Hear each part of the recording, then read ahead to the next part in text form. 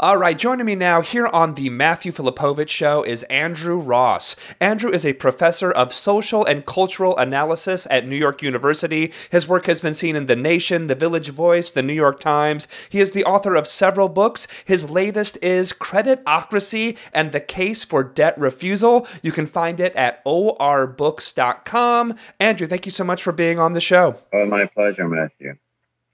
All right, so Andrew, let's begin by discussing the personal debt crisis that's going on. And I guess let's start out with the term that's in the title of the book. What exactly do you mean when you say creditocracy? Okay. Well, creditocracy is the term I use to describe the kind of society that we live in, which is one in which the majority of the population is very deeply in debt. And a debt that will never be paid off. In fact, it's not supposed to be paid off. It's part of the characteristic of a creditocracy. The creditors don't actually want us to pay down their debts entirely. They want to keep us on the hook until the day we die. After all, if we do pay off our debts, we're not really serviceable to them. It's a kind of society which is a little different from a rampant market civilization. In that kind of civilization, every social good gets turned into a commodity. In a creditocracy, what happens is that access to these social goods, like education or healthcare or public infrastructure, has to be debt financed. And so the goal of the creditor is to wrap debt around every possible asset or income stream in society, producing a steady flow of profit from each of those. Yeah, and it's sort of like we're told that this is everything that we need to. This is what the American dream is. You want your children to go to college. You want to have a home, but every single solitary aspect of those things that are the quote American dream, in order to achieve them, it is almost impossible to do it without going into a great deal of personal debt.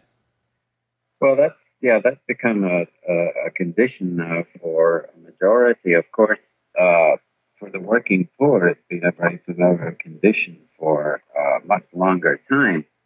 And there's a whole legacy of feudal indenture and bondage and slavery, sharecropping, company script, loan sharking.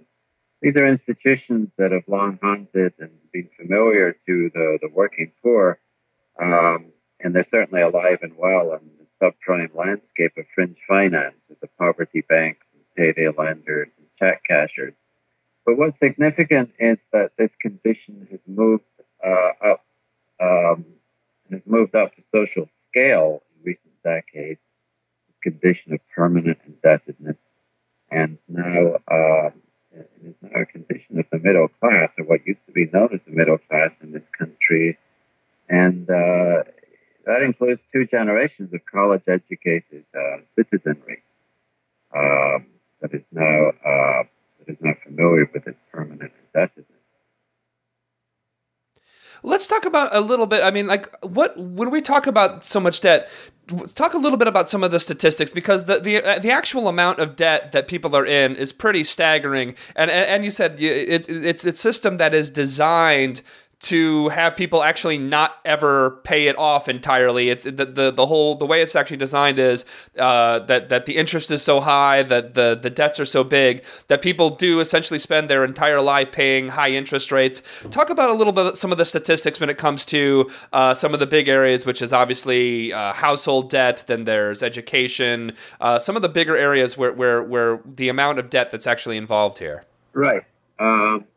Well, incidentally, the industry, the term that the industry uses for people, credit card customers, for example, who pay their bills at the end of the month and clear their balances, the industry calls us deadbeats. We're not the kind of customers they want. They want revolvers who fail to make their ends meet and pay, the penalties, the minimum fees, the merchant fees, and so on and so forth. Revolve their credit, basically. So the scale of scale of household debt is still quite staggering. It's gone down a little bit since sky-high levels in 2008.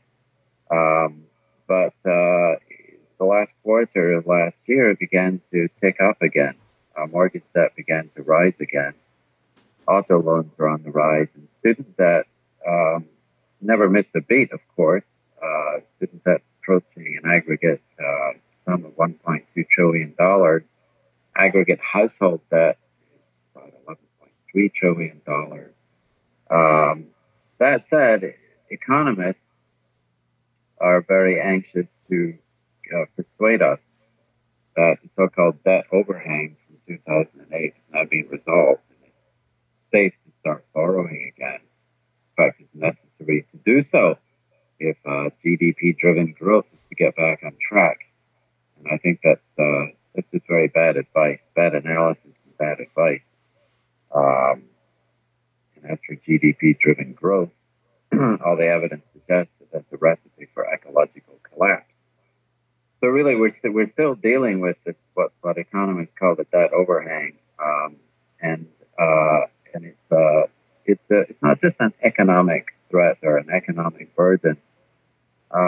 It's a political crisis of sorts, because democracies don't really survive very well when their citizenry are so heavily burdened with that.